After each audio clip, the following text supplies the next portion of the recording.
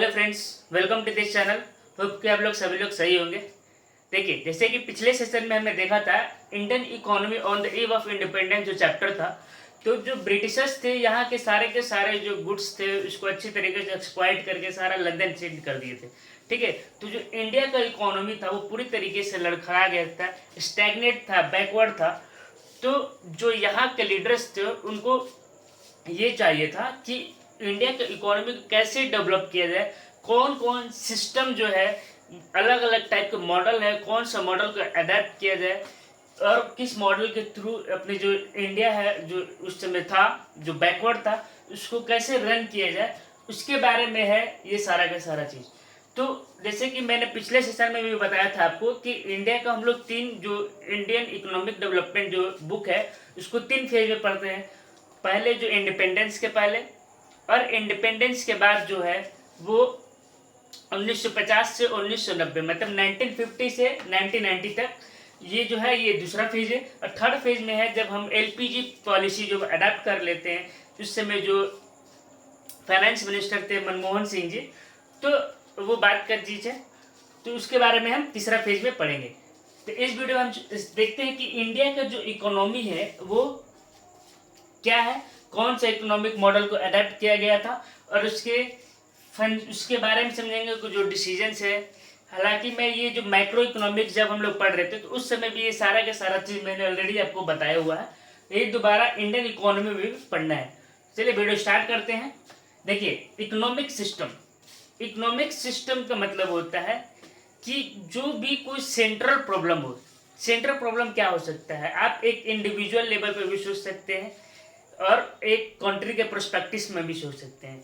Central problem का मतलब होता है, जैसे हमारे लिए सेंट्रल प्रॉब्लम क्या है, इनकम है, कि हमारे पास इनकम नहीं है। ठीक है, जैसे अलग अलग इंडिविजुअल, जैसे प्रोड्यूसर क्या सोचता होगा, उनको ये सोचता होगा कि मेरे रॉ मटेरियल्स नहीं है कि हम गुड्स बना सके, तो उसके लिए वहाँ पे सेंट्रल प्रॉब्लम क्या है, रॉ मटेरियल्स है। तो हर लेवल पे अलग अलग लेवल पे सेंट्रल प्रॉब्लम अलग होता है। तो सेंट्रल प्रॉब्लम को हम लोग सीधे बोलते हैं स्कैरिसिटी। स्कैरिसिटी मतलब कमी, किसी चीज़ का कमी। तो इंडिविजुअल लेवल पे एज नेशनल लेवल पे सबका अलग अलग स्कैरिसिटी होता है। ठीक है, तो इंडियन जो इकोनॉमिक सिस्टम है इसमें मतलब कि जो सेंट्रल प्रॉब्लम है उसको कैसे सॉल्व किया जाए। तो सेंट्रल प्रॉब्लम में जो है वो तीन टाइप के प्रॉब्लम होते हैं। ठीक है, तो सेंट्रल प्रॉब्लम में तीन टाइप के प्रॉब्लम होते हैं। तो पहला है उसमें व्हाट टू प्रोड्यूस, सेकेंड है हाउ टू प्रोड्यूस और फॉर हुम टू प्रोड्यूस। जब भी कोई आप चीज़ बनाना चाहते हैं, जैसे आप अपना बिजनेस चालू करना चाहते हैं, तो आप पहले सोचेंगे कि क्या चीज़ का बिजनेस करना है, क्या चीज़ में प्रोड्यूस करना है। तो वही चीज़ है इकोनॉमी के साथ। इकोनॉमी भी उस समय जो डिसीजन लेना था कि हमें क्या चीज़ प्रोड्यूस करना है, उसके बारे में डिसीजन लेना था। कैसे प्रोड्यूस करना है, आप क्या फिर सोचेंगे। मान लो आप कोई भी गुड्स बनाना चाहते हैं, कार बनाना चाहते हैं, तो आप सोचेंगे उसके बाद कि कैसे बनाया जाए, कौन कौन सा पार्ट मशीन से बनाया जाए, कौन से लेबर से बनाया जाए। तो वो है हाउ टू प्रोड्यूस। और जो थर्ड है फॉर होम टू प्रोड्यूस, और कितना उसका बजट होना चाहिए, मतलब लोगों को परचेजिंग पावर के अकॉर्डिंग बनाएंगे। अब जैसे अल्टो भी है, एक रॉयल रॉयल्स भी है, मर्सिडीज भी है, आपका अलग अलग गाड़ी है। तो आप कौन से सेक्शन ऑफ लोग के जो इनकम है, जिनका ज़्यादा है कम है, तो वो किनको बनाना चाहते हैं, ये डिसीजन होता है फॉर होम टू प्रोड्यूस। ठीक है, तब एक एक करके समझते हैं। देखिए, what to produce refers to the problem of selection of the goods and services. ठीक है, कौन सा गुड्स और सर्विस को प्रोड्यूस किया जाए।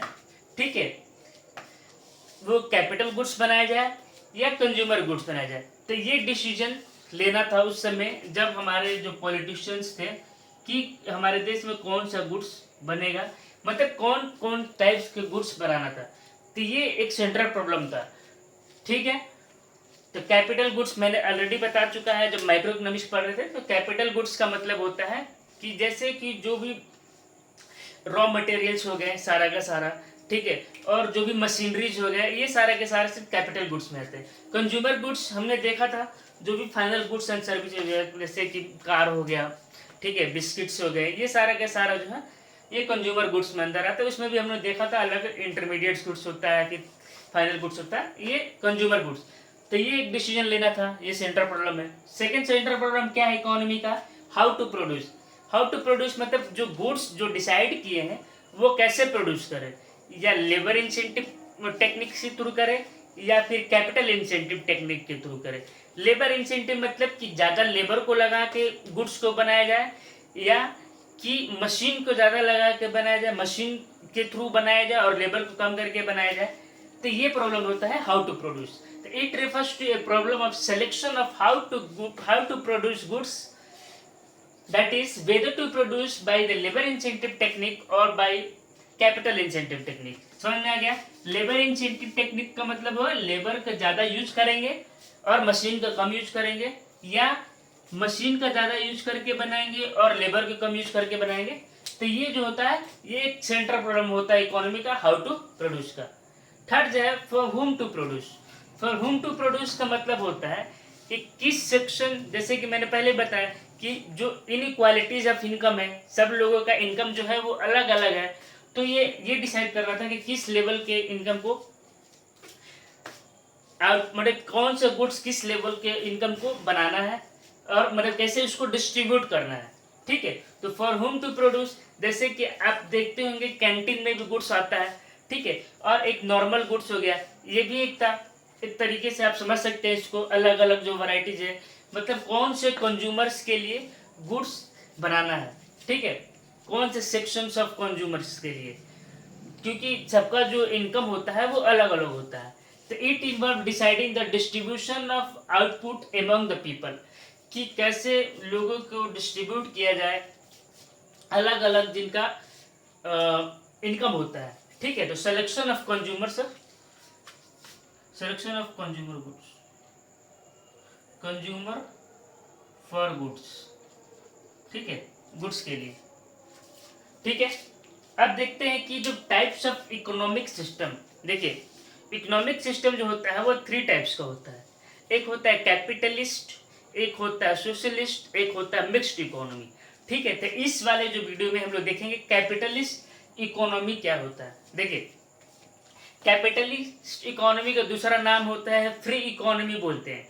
फ्री इकोनॉमी मतलब फ्री नाम से आपको लग रहा है कि यहाँ के सारा का सारा चीज़ जो है वो कोई आदमी डिसीजन में ना, गवर्नमेंट का इंटरवेंशन नहीं है इसमें। तो वैसा इकोनॉमी जहाँ पे जितना भी डिसीजंस लिए जाते हैं कि क्या प्रोड्यूस करना है, कैसे प्रोड्यूस करना है, किन के लिए प्रोड्यूस करना है, ये सारा के सारा, और जो भी मीन्स ऑफ प्रोडक्शन होता है, जो मीन्स ऑफ प्रोडक्शन का मतलब होता है फैक्टर ऑफ प्रोडक्शन। जैसे कि मैंने माइक्रो इकोनॉमिक्स में बताया था कि 4 तरीके का फैक्टर ऑफ प्रोडक्शन होते हैं। एक होता है लैंड, एक होता है लेबर, एक होता है आपका बिजनेस जो इंटरप्राइजेज होता है, ठीक है, और एक होता है कैपिटल। तो ये 4 तरीके के जो होता है मीन्स ऑफ प्रोडक्शन होते हैं, land, labour, capital and enterprises. तो ये सारा के सारा जो डिसीजंस हो गए वो बस एक प्राइवेट कंपनी लेगी, ठीक है, मतलब प्राइवेट सेक्टर के द्वारा लिया जाता है। ठीक है, तो it refers to an economy in which all the means of production मतलब land, labour, capital and enterprises are owned, controlled and manage by the private sector. और प्राइवेट सेक्टर का मेन ऑब्जेक्टिव क्या होता है? प्रॉफिट कमाना, only for making profit या profit motives. ठीक है, तो ये होता है कैपिटलिस्ट इकोनॉमी। इसका दूसरा नाम है फ्री इकोनॉमी, और फादर ऑफ इसको मतलब ये जो लाए थे कंसेप्ट वो एडम स्मिथ थे। ठीक है, अब आते हैं central problem involve in the following. मतलब इस इकोनॉमी में जो सेंट्रल प्रॉब्लम है वो ऊपर वाला ही जो सेंट्रल प्रॉब्लम है, what to produce, how to produce and from whom to produce, इसमें भी ये सेम सेंट्रल प्रॉब्लम को कैसे सॉल्व किया जाता है। ठीक है, तो व्हाट टू प्रोड्यूस मतलब क्या प्रोड्यूस करना है, तो इससे रिलेटेड सारा जो डिसीजंस होते हैं वो प्राइवेट सेक्टर के द्वारा लिया जाता है। जैसे आप चाइना में भी देखिए, यूएसए में भी देखिए, ये इतना डेवलप क्यों है? क्योंकि प्राइवेट सेक्टर का रोल बहुत ही ज़्यादा है और डिसीजन जो है वो इंडिपेंडेंट होता है, गवर्नमेंट का इंटरवेंशन नहीं होता है इसमें। ठीक है, तो ये सारा का सारा जो होता है वो कैपिटलिस्ट इकोनॉमी है। तो under this all the decision related to the production of goods and services are taken by the private individual. ठीक है, और जो प्राइवेट इंडिविजुअल है इसका मोटिव क्या है? प्रॉफिट कमाना। तो only for profit motive, and they can this can sold their goods in the foreign market as well as the domestic market. वे जो गुड्स हैं वो प्रॉफिट कमाने के लिए वो डोमेस्टिक मार्केट में भी कर सकते हैं और फॉरेन मार्केट में भी बेचते हैं, ठीक है। तो इससे क्या होता है, प्राइवेट सेक्टर का वो टैक्सेस देंगे, गवर्नमेंट का इस तरीके से फायदा होता है, ठीक है। तो जितना भी डिसीजन होता है वो किसके द्वारा लिया जाता है, क्या प्रोड्यूस करना है, ठीक है, वेदर प्रोड्यूस करना है कैपिटल गुड्स की कंज्यूमर गुड्स, वो सारा डिसीजन जो है वो प्राइवेट सेक्टर के द्वारा लिया जाता है। हाउ टू प्रोड्यूस मतलब कौन से टेक्निक के थ्रू करना है, लेबर इंसेंटिव टेक्निक के थ्रू करना है या कैपिटल इंसेंटिव टेक्निक मतलब टेक्नोलॉजी का ज़्यादा यूज करके करना है या लेबर के थ्रू करना है, ये सारा डिसीजन जो है वो प्राइवेट के द्वारा लिया जाता है, ठीक है। फॉर होम टू प्रोड्यूस मतलब कि किस सेक्शंस ऑफ, क्योंकि देखिए जो डिस्ट्रीब्यूशन होता है ना वो वेलफेयर के लिए नहीं होता है इसमें, क्योंकि प्राइवेट सेक्टर द्वारा है, इसका मतलब उनका मोटिव ये है कि प्रॉफिट कमाना है। तो इसलिए जो डिस्ट्रीब्यूशन होता है वो इनकम के अकॉर्डिंगली होता है, ना कि कोई वेलफेयर करना है, ठीक है। और उनके नीड्स के बेसिस पे नहीं होता है, वो किसके बेसिस पे होता है, ऑन देयर इनकम और परचेजिंग पावर, मतलब वो कितना खरीद सकते हैं उसके बेसिस पे। तो in this goods are distributed under this system, the goods are distributed among the people not on the basis of their needs but on the basis of their income और परचेजिंग पावर, कि जो लोग जितना ज़्यादा purchase कर सकते हैं वो करेंगे और जो नहीं कर सकते हैं पुअर लोग वो नहीं कर पाएंगे। तो इस इकोनॉमी का ये सारा का सारा जो भी सेंट्रल प्रॉब्लम है इस तरीके से सॉल्व किया जाता है। होप कि आपको ये सारा समझ में आया होगा। फादर जो होते हैं एडम स्मिथ थे, माइक्रो इकोनॉमिक्स के भी फादर उन्हीं के नाम से जानते हैं, मैडम एडम स्मिथ के नाम से जानते हैं, ठीक है। तो ये जो कैपिटलिस्ट का उन्हीं के द्वारा ये थ्योरी दिया गया था। होप कि आपको ये पूरी तरीके से समझ में आया होगा। इसके बाद हम सोशलिस्ट इकोनॉमी और मिक्स इकोनॉमी देखेंगे। जो इंडिया है वो मिक्स्ड इकोनॉमी के अंदर आता है, ठीक है, जहाँ जो सरकार भी और जो गवर्नमेंट और जो प्राइवेट है वो दोनों मिलकर डिसीजन लेते हैं, वो आगे हम डील करेंगे, ठीक है। तो इस वीडियो में इतना ही। अगर आपको वीडियो अच्छा लग रहा है तो लोगों के साथ शेयर करें। Thank you so much.